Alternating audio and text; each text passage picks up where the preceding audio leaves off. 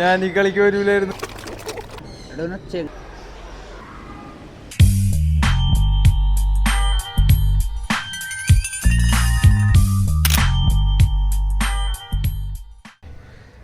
Hi guys, നമ്മളിന്ന് വന്നിട്ടുള്ളത് ഇന്ത്യയിലെ തന്നെ ഏറ്റവും വലിയ പബ്ലിക് അക്വേറിയമായിട്ടുള്ള മറൈൻ വേൾഡിലാണ്.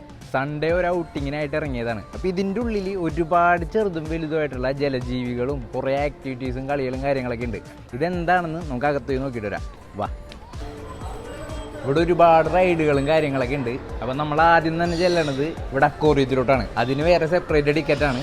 ഇവിടെ ഓരോ ഏജ് ഗ്രൂപ്പ് അനുസരിച്ച് ടിക്കറ്റിന്റെ റേറ്റിനും വ്യത്യാസം വരുന്നുണ്ട്. 10 വയസ്സ് മുതൽ 60 വയസ്സ് വരെ പ്രായമുള്ളവരാണെങ്കിൽ 400 രൂപയും 60 വയസ്സ് മേലെ പ്രായമുള്ളവരാണെങ്കിൽ 350 രൂപയും പിന്നെ 10 വയസ്സിൽ താഴെ പ്രായമുള്ള കുട്ടികളാണെങ്കിൽ 250 രൂപയും വരും ടിക്കറ്റിന്. ടിക്കറ്റ് എടുത്ത് അകത്ത് കയറിയപ്പോൾ തന്നെ ഞാൻ കണ്ടത് ഒരു കാറിന്റെ ഉള്ളിൽ അക്വേറിയം സെറ്റ് ആയിട്ട് അതിൻ്റെ ഉള്ളിൽ ഓടിക്കളിക്കുന്ന മീനുകളാണ്. അപ്പൊ തന്നെ വണ്ടറടിച്ച് നിന്ന് പോയി ഞാൻ. തൊട്ടപ്പുറത്തെ ക്ലാസ്സിലോട്ട് നോക്കിയപ്പോൾ വരാലുകളുടെ ഒരു 3-4 വെറൈറ്റീസ് ഇവിടെ കിടക്കാണ്ടാ. അതിനകത്ത് നമ്മുടെ നീലവാഗി എന്ന് വിളിക്കുന്ന മുതലുണ്ട്.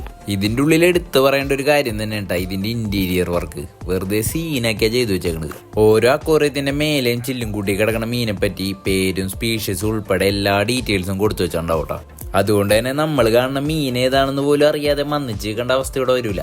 ഇതിന്റെ ഉള്ളിലെ ഹൈലൈറ്റ് സാധനം ഈ ചില്ലും കൂട്ടി കിടക്കണത് പ്ലാറ്റിനം കാർ എന്ന് വിളിക്കണ നമ്മുടെ വൈറ്റ് കളർ അലിഗേറ്റർ കാർ. മെറ്റോമാരെയൊക്കെ അപേക്ഷിച്ച് നോക്കുമ്പോ പുള്ളിയാണ്ട്ടെ ഈ കൂട്ടത്തിലെ ക്യൂട്ട്.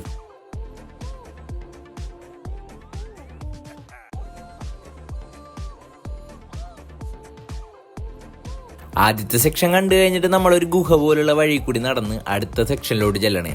ഈ സെക്ഷനിലാണ് ഫിഷ് സ്പാ വന്നത്. ഫിഷ് സ്പായിൽ ശ്രദ്ധിക്കേണ്ട കാര്യങ്ങൾ എന്തൊക്കെയാണെന്ന് ഡീറ്റെയിൽ ആയിട്ട് കൊടുത്തിട്ടുള്ളൊരു ബോർഡും അവിടെ വെച്ചിട്ടുണ്ട്. ഫിഷ് സ്പാ ചെയ്യണതിന്റെ തൊട്ട് മുകളിൽ തന്നെ ആയിട്ട് വേറെ ഒരുപാട് മീനുകളുടെ കളക്ഷൻസ് ഇങ്ങനെ അക്വേറിയത്തിലായിട്ട് സെറ്റ് ചെയ്ത് വെച്ചിട്ടുണ്ട്. നമ്മൾ ഇതുവരെ കാണാത്ത ഒരുപാട് മീനുകൾ ഇവിടെയും കാണാൻ പറ്റും. അങ്ങനെ അവിടെ ഉണ്ടായ മീനുകളെ മൊത്തം കണ്ടതിന് ശേഷം ഞങ്ങൾ ഫിഷ് സ്പാ ചെയ്ത് കുറച്ചു നേരം. അത് കഴിഞ്ഞിട്ട് അവിടെ ഉണ്ടായിരുന്ന ഒരു അക്വേറിയത്തിന്റെ ഉള്ളിലോട്ട് കയറി. ഈ സെക്ഷനിലുള്ള ഒരു അക്വേറിയത്തിൽ നമുക്ക് അതിന്റെ ഉള്ളിലോട്ട് കയറാൻ പറ്റും. അതായത് പുറത്തുനിന്ന് നോക്കുമ്പോൾ നമ്മൾ ഈ അക്വേറിയത്തിന്റെ ഉള്ളിൽ നിൽക്കണ പോലെ തോന്നിക്കണ ഒരു സാധനം ഇവരിവിടെ സെറ്റ് ചെയ്ത് വെച്ചിട്ടുണ്ട്. അവിടെ നിന്ന് അടുത്ത സെക്ഷനിലോട്ട് പോയി കഴിഞ്ഞപ്പോ അവിടെ ഉണ്ടായിരുന്നത് ഈ കൂടുതലും കടൽ മത്സ്യങ്ങളായിരുന്നു. അതിനകത്തൊരുത്തനായിരുന്നു നമ്മുടെ ലയൺ ഫിഷ്. പിന്നെ കണ്ടത് തവളപ്പത്തലിന് കൈയും കാലും വെച്ച പോലത്തെ ഒരു ജീവിനെയാണ്. ഇതിന് വെള്ളത്തിലും കരയിലും ജീവിക്കാനുള്ള കഴിവുണ്ട്. പിന്നെ നമ്മൾ കണ്ടത് റെഡ് ഇയേർഡ് സ്ലൈഡർ എന്ന് പേരുള്ള ഒരു ആമനെയാണ്. അവിടെ നിന്ന് നമ്മൾ നടന്നു ചെയ്യുന്നത് വേറെ ഏതോ ലോകമൊന്നും തോന്നിപ്പിക്കേണ്ട ഒരു സ്ഥലത്തോട്ടായിരുന്നു. ഇവിടെ ഇവരൊരു കാടും കാട്ടരുവി അങ്ങോട്ട് സെറ്റ് ചെയ്ത് വെച്ചേക്കാണ്. കുറച്ചു നേരം നമ്മൾ അവിടെ നോക്കി നിന്ന് പോട്ടോ. അത്രയും മനോഹരമായിട്ട് അവർ സെറ്റ് ചെയ്ത് വെച്ചേക്കണത്. ഞങ്ങളുടെ നാട്ടിൽ ഉടുപ്പൂരി എന്ന് വിളിക്കുന്ന ഒരു മീനുണ്ട്. അതിനെ പോലെ ഉണ്ടായിരുന്നു ഈ മീനെ കാണാൻ. പിന്നെ ഏഞ്ചല് വലുതായ പോലത്തെ ഒരു മീനൊക്കെ ഉണ്ട്. പിന്നെ കണ്ടത് ഫൈറ്റർ ഫിഷിന്റെ ഒരു വലിയ കളക്ഷൻ ആയിരുന്നു കേട്ടാ. ഈ ഒരു സെക്ഷൻ മൊത്തം ഫൈറ്റർ ഫിഷ് ആണ്. ഒരു സൈഡിൽ കുഞ്ഞ മീനുകൾ ഓടി കളിക്കുമ്പോൾ തൊട്ടപ്പുറ സൈഡിൽ ഭീമന്മാരും ഉണ്ട് കേട്ടാ. 10 സെക്കൻഡ് ഇതിന് മീനെ കണ്ടുപിടി.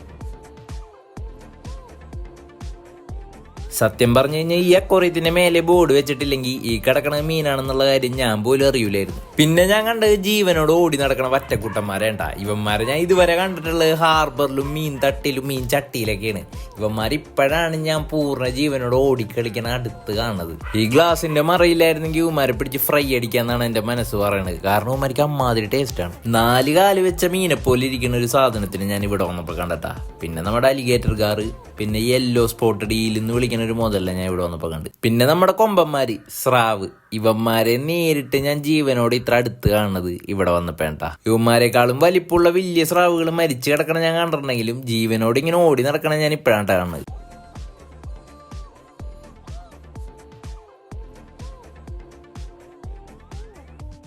പിന്നെ ഫ്രീ ആയിട്ട് ഹാപ്പി ആയിട്ട് ഓടി നടക്കണ തെരണ്ടികളെയും സിനിമയെ മാത്രം കണ്ടിട്ടുള്ള പിരാനമീനെയും ജയന്റ് ഭീമൻ കാറ്റ് ഫിഷുകളെയും കണ്ടിട്ട് ഞാൻ ഗ്ലാസ് ടണലിന്റെ അകത്തോട്ട് അങ്ങോട്ട് കയറി. അപ്പോഴാണ് എനിക്കൊരു സാധനം പിടികിട്ടിയത്. ഇതിന്റെ ഉള്ളിലുള്ള ഏറ്റവും വലിയ മീനുകൾ ഉള്ളത് ഈ ഗ്ലാസ് ടണലിന്റെ ഉള്ളിലാണ്.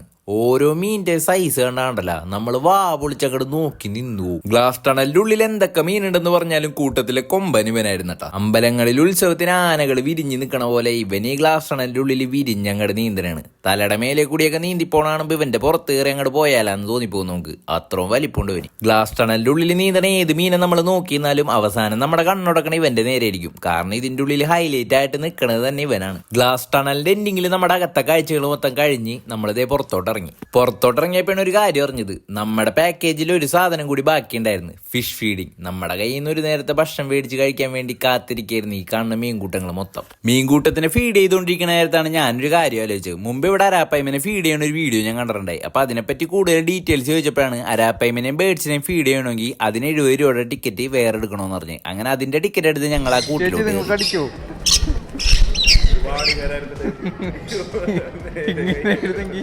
ഞാൻ ഈ കളിക്ക് വരൂലായിരുന്നു.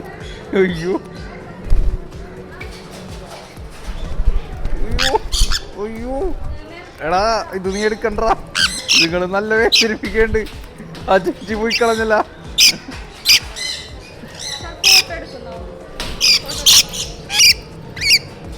വേണ്ട വേണ്ട എടാ, ഇതിന്റെ ഉള്ളിൽ തന്നെ ആയിട്ട് മക്കോ പാരറ്റും പൈത്തണും ഉണ്ടായിരുന്നു. ഇതിനെ നമ്മൾ കയ്യിലെടുക്കണമെങ്കിലോ ഫോട്ടോ എടുക്കണമെങ്കിലോ സെപ്പറേറ്റ് 100 റുപ്പീസ് വെച്ച് രണ്ടിനും കൊടുക്കേണ്ടി വരും. അതുകൊണ്ട് നമ്മളത് വേണ്ടെന്ന് വെച്ച്. ഇതിന്റെ ഉള്ളിൽ ലയൺ കിങ് സിനിമയിലെ സിംബയുടെ കൂടെ നടക്കണ കുട്ടിച്ചാത്തനും ഉണ്ടട്ടാ. അങ്ങനെ നമ്മൾ എന്തിനെ ഫീഡ് ചെയ്യാനാണോ ഇങ്ങോട്ട് പോകുന്നത് അതിന്റെ മുമ്പിലോട്ട് നമ്മൾ എത്തിയട്ടാ. എല്ലാ രാപ്പൈമാസും അസംബ്ലിക്ക് നിൽക്കുന്ന പിള്ളേരുടെ പോലെ നിരയായിട്ട് വന്ന് നിൽക്കേണ്ട, നമ്മുടെ കയ്യിൽ നിന്ന് ഒരു നേരത്തെ ഭക്ഷണം മേടിച്ച് കഴിക്കാൻ വേണ്ടി.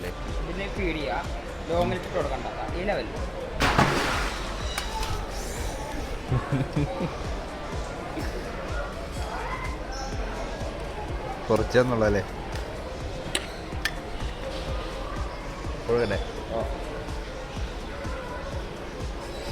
ഒരു അനങ്ങാണ്ട് കഴിഞ്ഞാൽ ഇത് വിട്ടുകളയില്ല, ട്രിപ്പാക്കിയിട്ടിടാം.